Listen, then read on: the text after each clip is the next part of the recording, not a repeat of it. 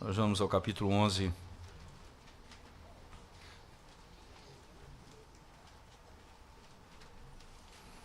Vamos ler a primeira parte, João 11, ao verso 45, 1 ao 45.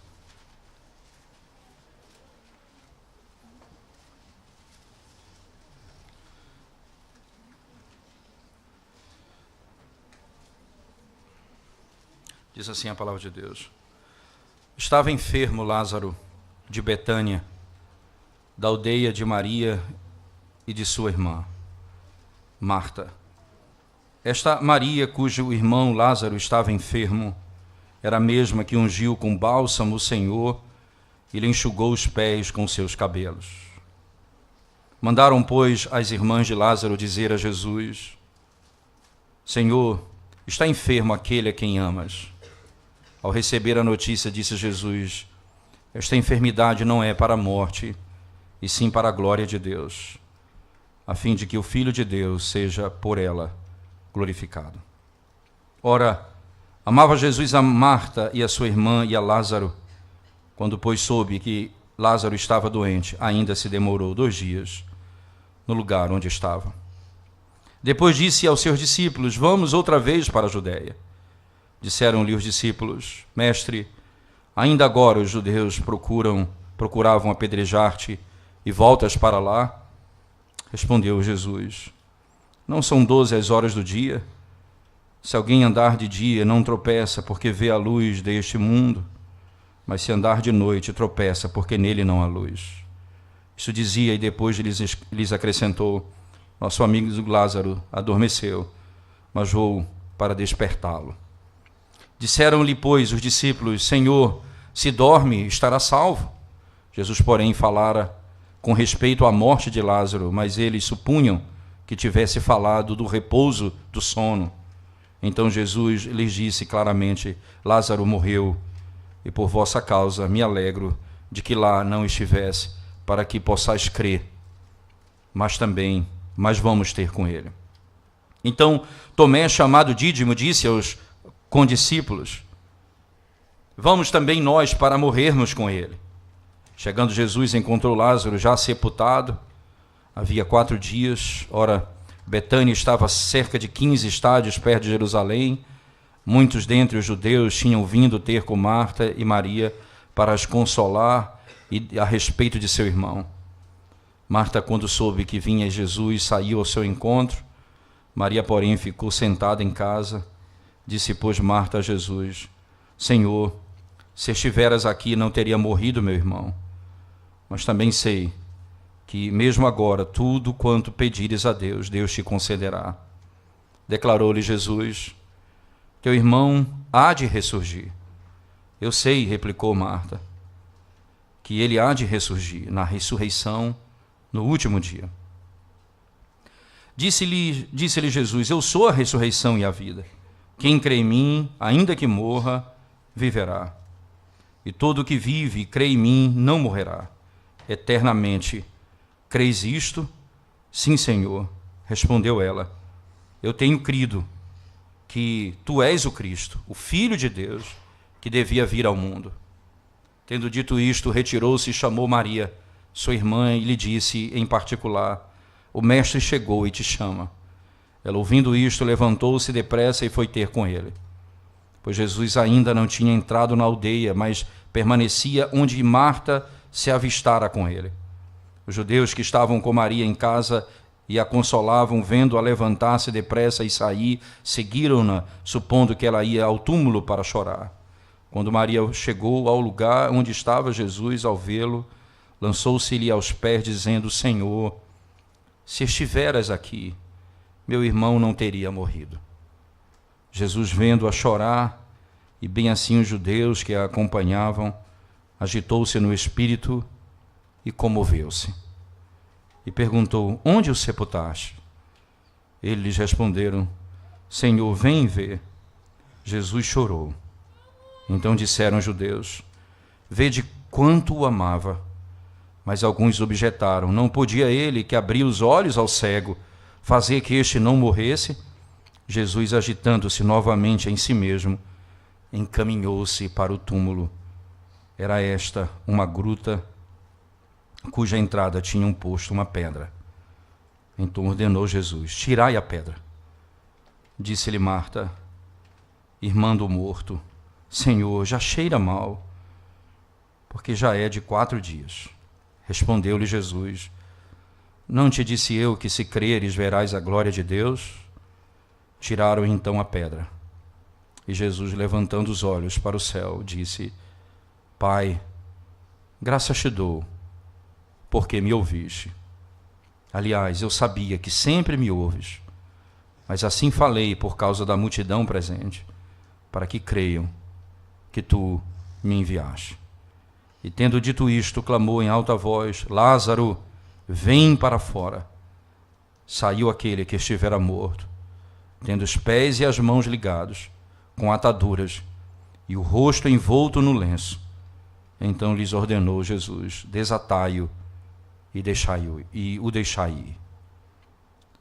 Muitos, pois, dentre os judeus que tinham vindo visitar Maria, vendo o que fizera Jesus, creram nele.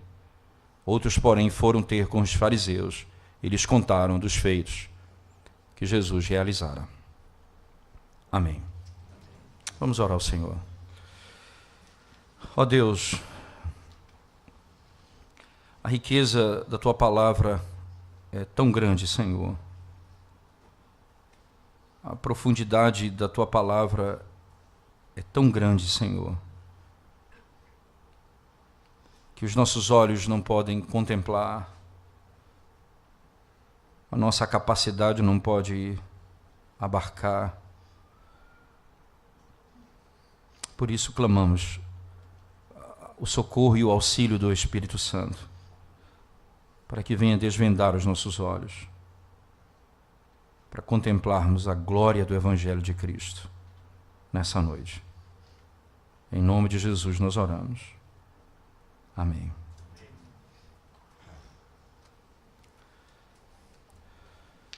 Certamente, pensar nesse binômio amor e sofrimento é algo complexo para uma geração que está acostumada a ouvir que aquele que Deus ama, ou a quem Deus ama, esse não passará por tribulação e não passará por sofrimento. Esse binômio, essa realidade, ela não é incompatível com as Escrituras. Amor e sofrimento, elas não são incompatíveis na Escritura Sagrada. Nós temos que ter conscientemente diante de nós que Deus amou o mundo e deu seu Filho para morrer pelos nossos pecados. O conceito de amor, ou de o Deus que ama, não significa que aqueles a quem Ele ama nunca passarão por sofrimento, ou por tribulação, ou por enfermidade, ou pela morte. Não é esse o significado que a Escritura tem para essa realidade. Pelo contrário, está posto assim. Interessante que nós temos diante dos nossos olhos essa declaração em João 11. E o capítulo 11 ele é tão grande e tão profundo que eu não posso, num único sermão, abraçar os 45 versos. Então eu vou dividi-lo em partes, não é? Eu vou tratar do capítulo 11, mas eu vou voltar nele outras vezes para lidar com pontos mais específicos, para que ele fique cada vez mais claro diante dos nossos olhos. Mas, no primeiro momento, preste bem atenção na entrada do texto. Veja, estava enfermo Lázaro, de Betânia, da aldeia de Maria e de sua irmã Marta. Então, veja uma outra declaração importante no verso 3. Mandaram, pois, as irmãs de Lázaro dizer a Jesus: Senhor, está enfermo aquele a quem amas. Perceba, está doente aquele a quem tu amas. Está enfermo aquele que o Senhor ama. Coisa impressionante isso. Está doente aquele que é amado por ti. E por que ele está doente? E por que ele está enfermo? E para que ele está enfermo, se o Senhor o ama? É para que a glória de Deus seja manifestada.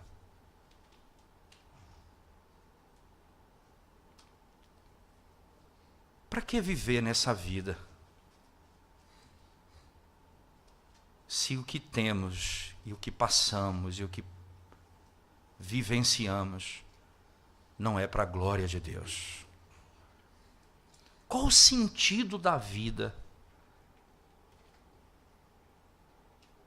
se aquilo que Deus me permite passar não glorifica o seu nome? Acompanhe a narrativa na sequência comigo, por favor.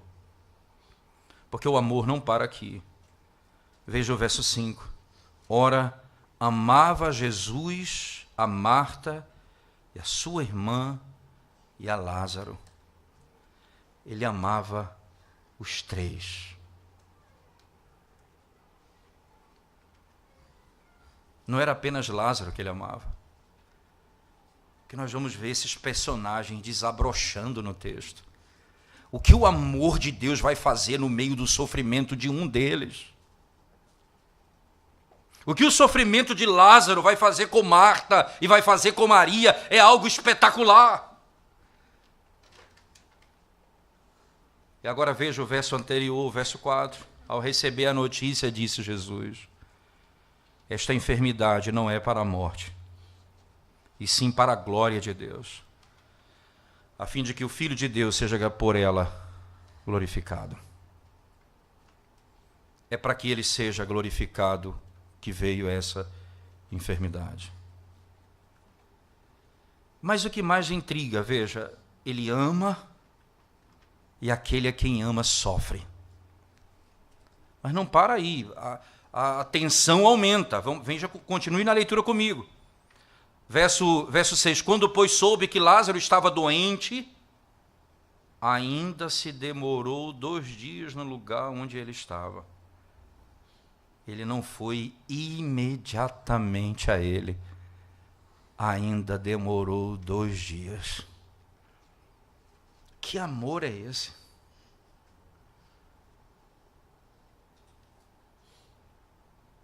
Ele está morrendo. Por que não foi e largou tudo e o seguiu? João detalha o texto. Ainda demorou 2 dias depois de receber a notícia.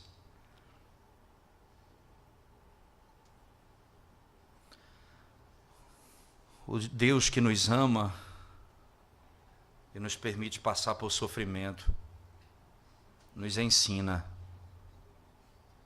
a paciência. Nos ensina a esperar. Significa dizer que o silêncio de Deus na tua dor não é o sinal de que Ele não te ama. Significa dizer que o fato de Ele não responder à tua oração imediatamente não é sinal de que Ele não te ama. Que o fato dele não vir logo não aponta para o fato de que Ele não te ama. Ele ama. Ele ouve a oração, mas Ele não vem no nosso tempo. Ele vem no tempo dele. Mas ainda mais o texto acrescenta. O texto acrescenta. Ele vem porque Ele vai ser glorificado. Ele é mais glorificado na morte dele, em ressuscitar um morto, do que em curar o enfermo. Preste atenção nisso. Ele é mais glorificado ressuscitando o morto do que curando o enfermo. Perceba como a Escritura se desenrola muito bem e ela mostra claramente que esse é o padrão. Veja, quando os profetas do Antigo Testamento falam acerca da obra do Evangelho, eles descrevem Cristo fazendo 3 coisas básicas, que são gloriosas. Os cegos vão ver, os coxos vão andar e os mortos viverão. Ora, nós já vimos isso no capítulo 5, lá no monte, ou melhor, lá no poço, onde aquele homem que via a água ser mexida por um anjo, diz o texto sagrado, e ele foi ali curado, um coxo passou a andar. Nós vimos em capítulos posteriores acerca de um cego, que ia perguntado a ele quem e por que ele é cego. Mas Jesus disse, não é por causa nem dele, nem dos pais dele, é para que se revele a glória de Deus. A mesma coisa é dito aqui. Agora o Senhor está dizendo, não é na cura dele que eu vou revelar minha glória, mas na ressurreição dele que eu vou revelar a minha glória. Os cegos vão ver, os surdos vão ouvir, os coxos vão andar e os mortos ressuscitarão. E o Senhor diz, é na morte dele que eu serei glorificado. Alguém pergunta 2 dias, porque 2 dias demorou, mas ele chega, são 4 dias de morto. Provavelmente a viagem até onde Cristo estava foi mais ou menos 1 dia. E quando chegaram lá dizendo que ele estava doente, ele morreu imediatamente após a informação, e o que trouxe a notícia não sabia. E quando Cristo anda 1 dia até o local, aí se passam 4 dias, ele chega 4 dias de morto, Senhor. E veja, ele não foi morto, ele não foi ressurreto, ele não ressuscitou, veja, imediatamente após a morte dele. 4 dias. E veja o detalhe do texto. Eu tive a oportunidade de, uma vez evangelizando um policial, estava em crise de consciência muito grande, e ele, falando sobre a misericórdia de Deus, a salvação, ele dizia, pastor, quando eu vejo a minha alma sendo restaurada, e a Bíblia descreve isso como sendo a ressurreição dos mortos, e eu vou lhe dizer o que é que mais me impressiona na Bíblia, diz, é o texto de João 11. Talvez o senhor não tenha visto um homem 4 dias morto, como eu já vi. O estado avançado de putrefação. A ponto das irmãs alertarem a Jesus, já cheira mal. Já cheira mal.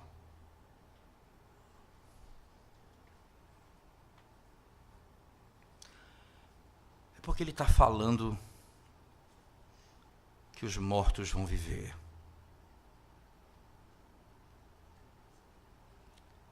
E talvez a sua alma esteja assim, morta, cheirando mal. Talvez você pense, não haverá esperança para mim. Eu estou em estado de putrefação.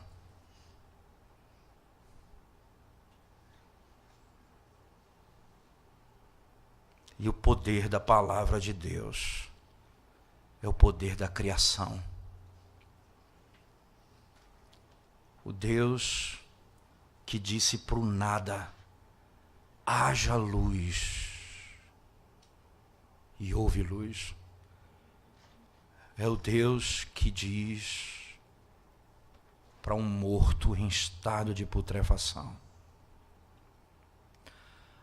Essa é uma descrição de passividade, mas como nós já vimos anteriormente, é uma descrição de oposição também. Veja, Thomas Boston diz declaradamente que a obra da criação é inferior à obra da redenção. Porque na criação Deus não teve nenhuma oposição,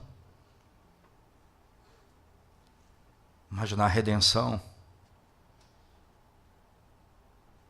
Ele teve só oposição contra a vontade do homem, contra o pecado, contra Satanás.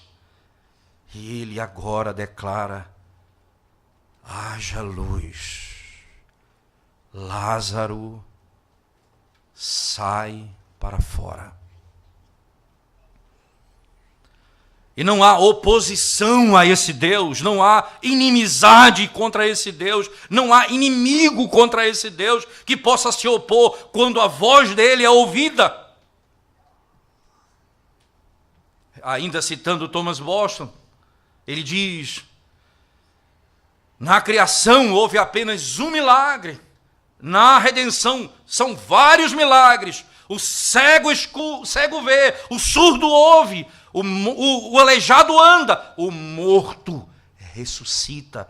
Na salvação são muitos milagres, a ponto de o indivíduo sair, veja, atado ainda, ele vem e sai como ordenado pelo Senhor.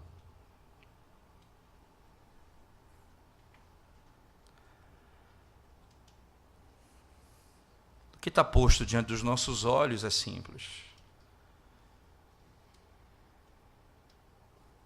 Deus que nos ama nos permite sofrer. E o sofrimento não é sinal que Ele não nos ama. No meio do sofrimento de Lázaro, Jesus disse, o texto diz: Lázaro, a quem tu amas, está enfermo. Eu sei que isso é o que se passa na nossa mente no sofrimento. Nós não ouvimos a voz do Senhor, ficamos sozinhos, angustiados de alma. Pensamos assim: Deus se esqueceu de mim. Esse texto está dizendo para você isso. A demora dele não é que ele não te ama, é porque ele vai ser mais glorificado no que ele fará com você.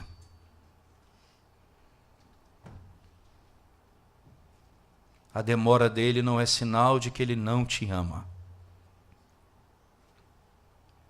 mas pelo contrário, é sinal do amor dele para conosco. Porque ele vai nos transformar à imagem dele. Interessante nós pensarmos acerca desses personagens aqui, porque antes da doutrina da ressurreição, que é o ponto que eu vou focar um pouco adiante, veja que você pensa em Maria, você pensa em Marta. E o que é que acontece com essas mulheres? Você vai lembrar daquilo que foi dito acerca de Jesus dizendo: Marta, Marta, estás tão preocupada com tantas coisas, uma só te basta. Quando lá em Lucas é descrito a história dessas duas mulheres, Lucas diz que Maria estava aos pés de Cristo sentado,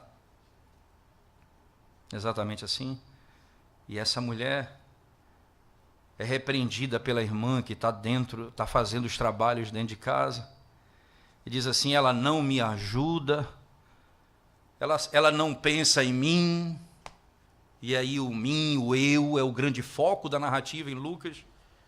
Ela está preocupada com ela, porque ela não vem ajudá-la, ela não quer servir com ela. Jesus diz: ela escolheu a melhor parte, ela está sentada aos meus pés, ela tem aprendido de mim. E veja que João, ele começa a narrativa fazendo fazendo algo que não é muito comum no texto de João, mas aqui é bem interessante. O que ele vai fazer é pegar uma história que vai acontecer no capítulo 12 e trazer para introduzir o capítulo 11. Veja, essa história que ele está citando no início do capítulo 11 não aconteceu ainda. Quando ele diz aqui, verso 2, esta Maria, cujo irmão Lázaro estava enfermo, era a mesma que ungiu com bálsamo o Senhor. Essa é a mesma que ungiu com bálsamo o Senhor. O texto, ele enxugou os pés com seus cabelos. Você vai lá para o capítulo 12 de João, veja lá a história, por favor.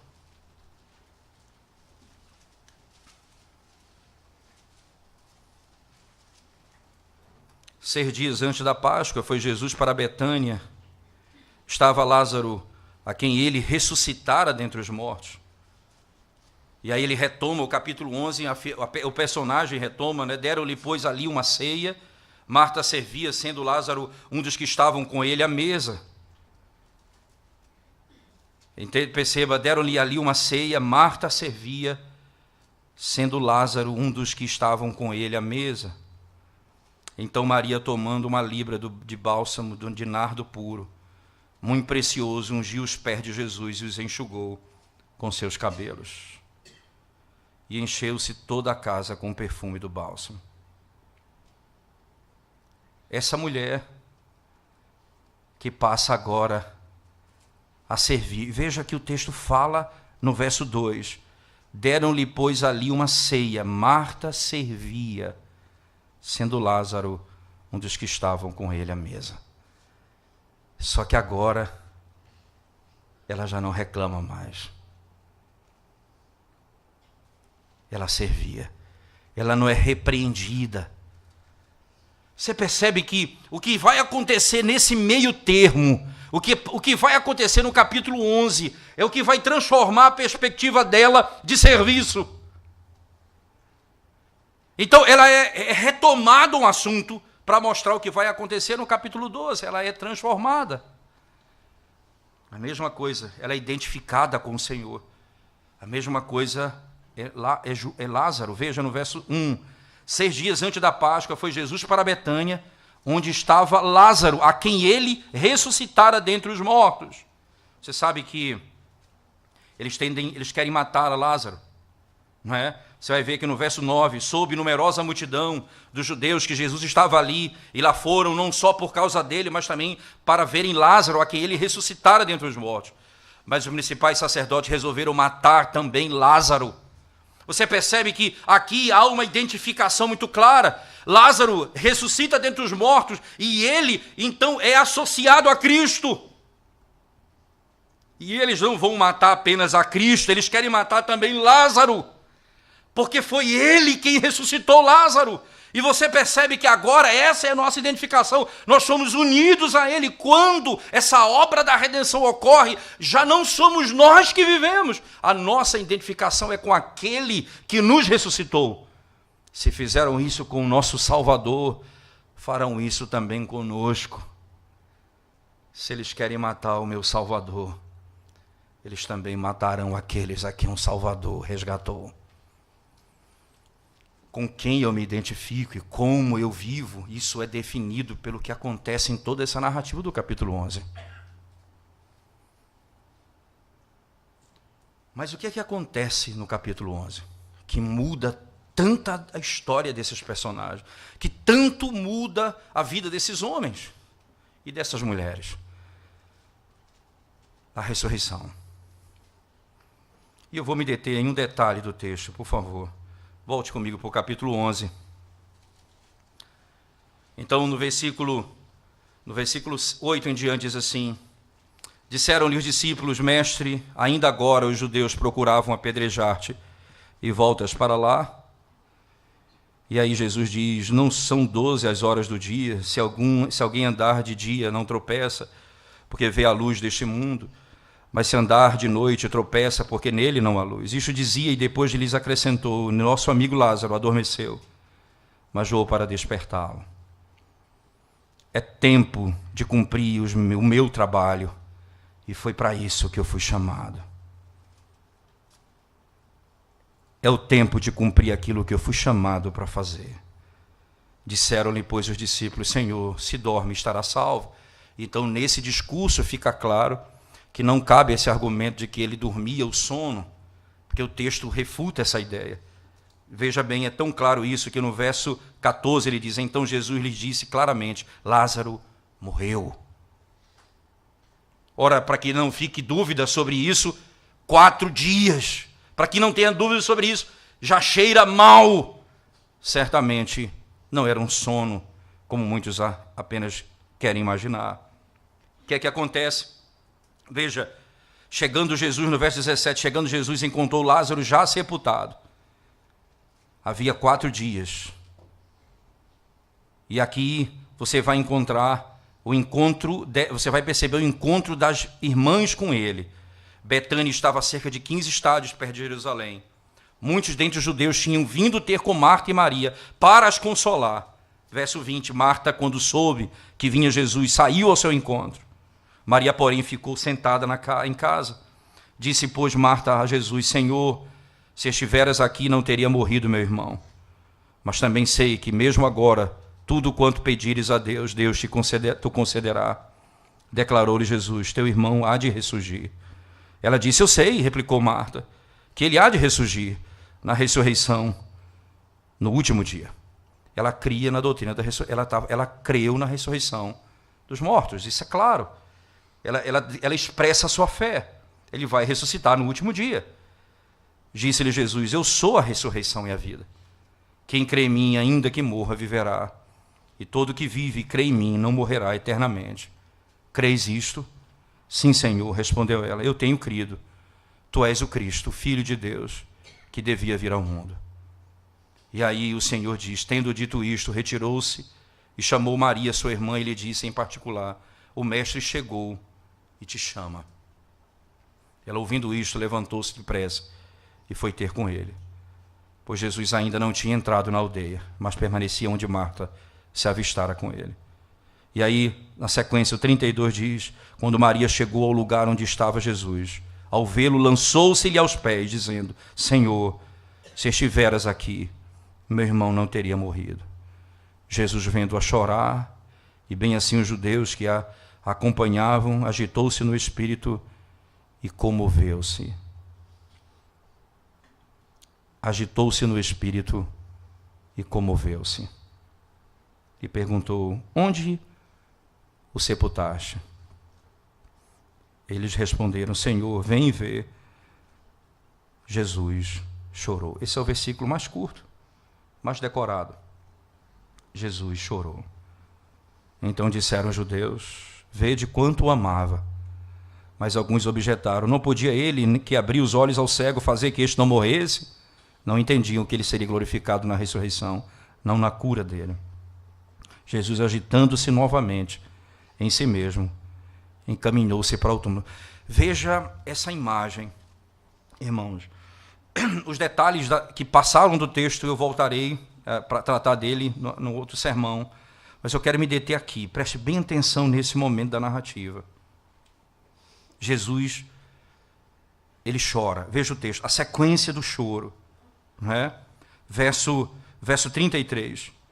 Jesus, vendo-a chorar, e bem assim os judeus que a acompanhavam, agitou-se no espírito e comoveu-se. Perguntou: onde o sepultaste? Aí vem a sequência, verso 35. Jesus chorou. Então disseram os judeus: vede quanto o amava.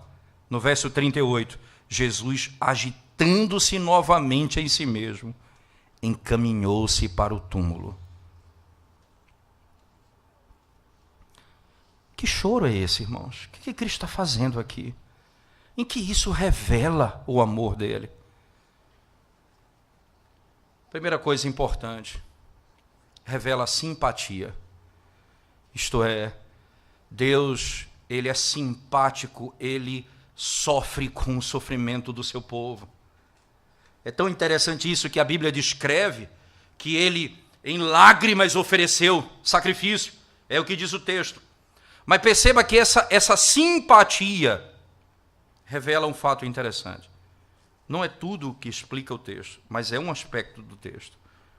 Porque o narrador, ele tem um detalhe importante que diz assim: vendo-a chorar, bem assim os judeus que a acompanhavam, agitou-se no espírito e comoveu-se. Ele chora com o choro deles. Mas, entende? Isso aqui não é um choro de desespero, não é o choro de alguém que não sabe o que vai acontecer, mas é o choro que mostra que ele veio sofrer com o seu povo. Mas algo mais ele vai me dizer. Quando ele se aproxima do túmulo. O que é isso? Diz o texto vai dizendo, e quando ele chega, o narrador vai descrevendo, ele vai aproximando-se do túmulo. Verso 38. Agitando-se novamente em si mesmo, encaminhou-se para o túmulo. Agitando-se, encaminhou. Por que esse choro? Por que esse mover-se? Por que essa compaixão? Por que essa agitação de Cristo? Joel Bick, em um dos comentários dele, um sermão que ele pregou nesse texto, me chamou muita atenção. Ele disse o seguinte: além da simpatia que ele demonstra no texto, o termo grego usado para choro é usado para descrever o cavalo que cheira o inimigo. E ele então se prepara para a batalha. Vocês veem aqueles filmes em que os cavaleiros são todos prontos para a batalha, então ouve-se o som, e os cavalos todos fazem um barulho, e eles partem para cima, e arrancam para cima do inimigo. Aqui o que Cristo está fazendo ele está diante do seu inimigo, a morte, e o seu espírito estremece dentro dele, a alma dele se angustia. Esse é o inimigo que vai ser vencido. E exatamente isso que ele vai fazer. Ele mostra a sua glória, arrancando Lázaro das garras da morte e dizendo: quem crê em mim tem a vida eterna, porque a morte não terá domínio sobre ti. Ele parte para cima do inimigo, é o cheiro do inimigo, a morte está ali. E o espírito se comove, e ele vai para cima dela.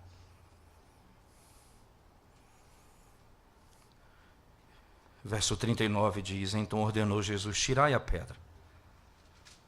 Disse-lhe Marta, irmã do morto: Senhor, já cheira mal, porque já é de 4 dias. Respondeu-lhe Jesus: não disse eu que se creres verás a glória de Deus? Tiraram então a pedra. E Jesus, levantando os olhos para o céu, disse: Pai, graças te dou, porque me ouviste. E tendo dito isto, clamou em alta voz: Lázaro, vem para fora. E veja a narrativa, o 44, saiu aquele que estivera morto, tendo os pés e as mãos ligados, com ataduras e o rosto envolto no lenço. Então lhes ordenou Jesus: desatai-o e deixai ir. O inimigo foi vencido. A morte foi destruída. João, no capítulo 11, marcha aos passos largos para a crucificação de Cristo, onde ele ressuscitará e ali a morte será vencida. Ele chora. Não é à toa que a descrição do Getsêmani, ela é profunda. Ele está se aproximando da morte. Nós lemos em Marcos que diz que a alma dele se angustiava. E ele chegava a pedir, se possível, aparta de mim esse cálice. Ele está indo, ele está marchando para enfrentar o inimigo. E ele vai vencê-lo.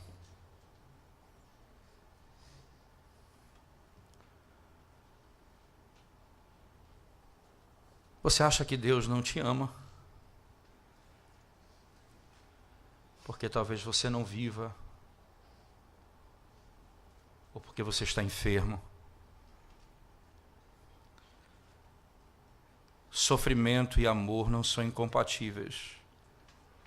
Ele ama e Ele permite sofrer aqueles a quem Ele ama. A demora em responder não é sinal de que Ele não ama.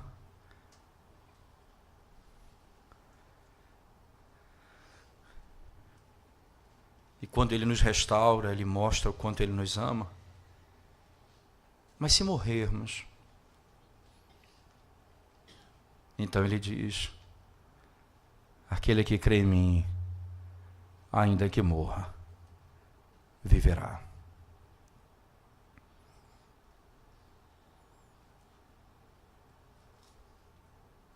Ele mostra o seu amor em meio às angústias e sofrimentos da vida, de maneira que Ele cuida do seu povo em todo o processo, nos garantindo, os que estão em Cristo, a ressurreição no último dia. O inimigo foi plenamente vencido. Ele já não tem mais domínio e poder sobre nós. Nós os que cremos no seu nome.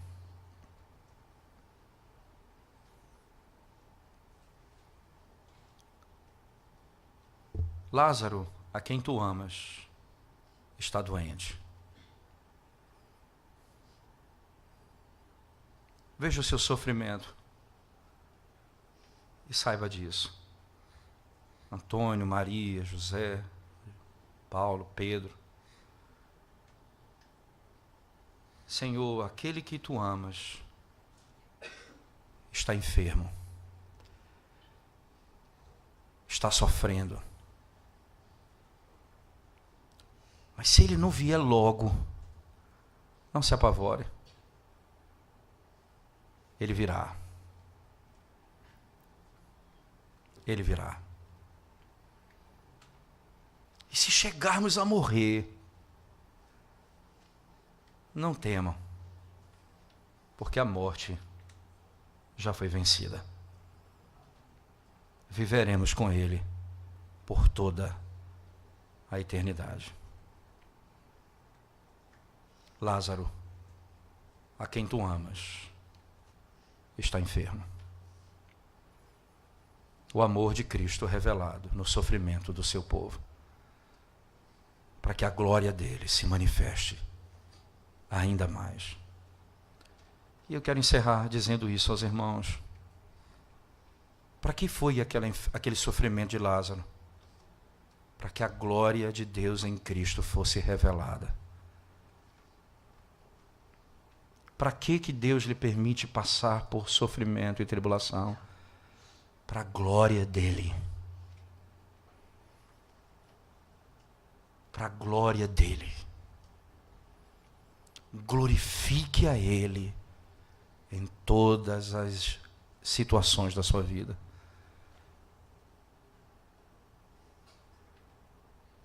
Para que viver essa vida, irmãos, se o nosso objetivo não é a glória de Deus?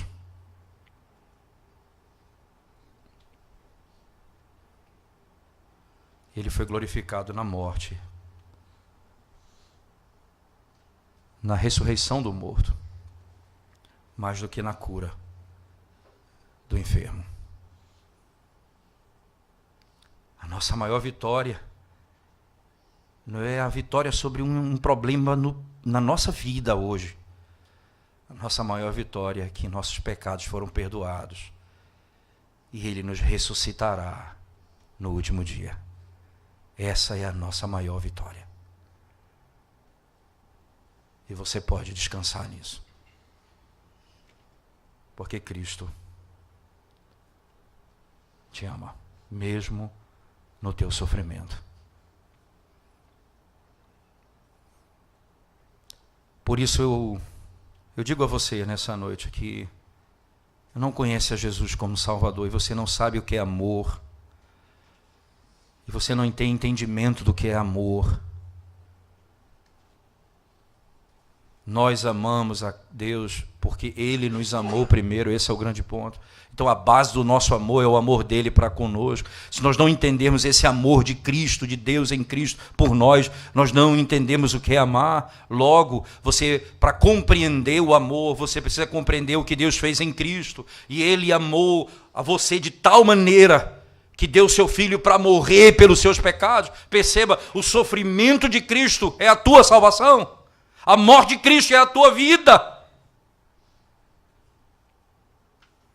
Então submeta-se a Ele, renda-se a Ele, creia nele, e você tem a vida eterna.